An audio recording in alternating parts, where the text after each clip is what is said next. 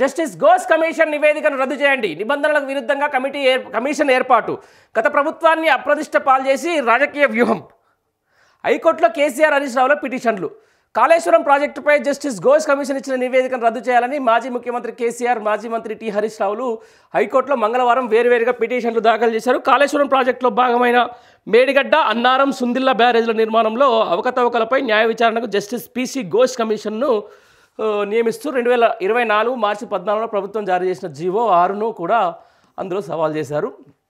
ప్రతివాదుగా ప్రభుత్వ ప్రధాన కార్యదర్శి, నీటిపారుదల శాఖ ముఖ్య కార్యదర్శి జస్టిస్ ఘోష్ కమిషన్గా పేర్కొన్నారు.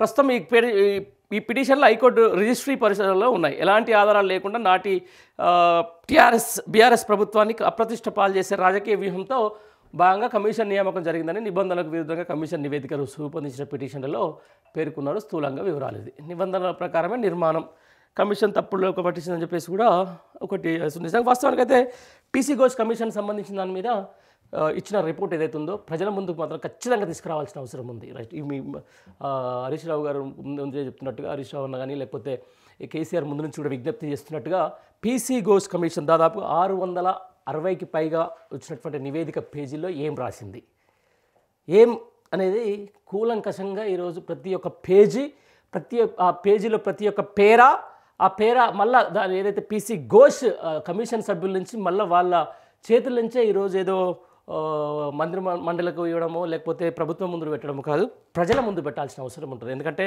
వాళ్ళకి కావాల్సిన 40 పేజీలు 60 పేజీలు ఇప్పటికే రేవంత్ రెడ్డి బ్యాచ్ ఎవరైతే ఉన్నారో లేకపోతే కాంగ్రెస్ ప్రభుత్వ మీడియాని మేనేజ్ చేసే బ్యాచ్ ఎవరు ఉన్నారో వాళ్ళు కొంచెం రిలీజ్ చేసిన మాట వాస్తవం. దాంట్లో కేవలం గత ప్రభుత్వం మీద ఈరోజు కాంగ్రెస్ నాయకులు మాట్లాడుతున్నటువంటి ఈరోజు కూడా కాళేశ్వరం మీద ప్రాపగండని రాసేది తప్ప కానీ మరి కృత్రిమ 600 పేజీలలో ఏముంది అనేది కూడా ఒకసారి ఖచ్చితంగా ప్రజలకు తెలవాల్సిన అవసరం ఉంది.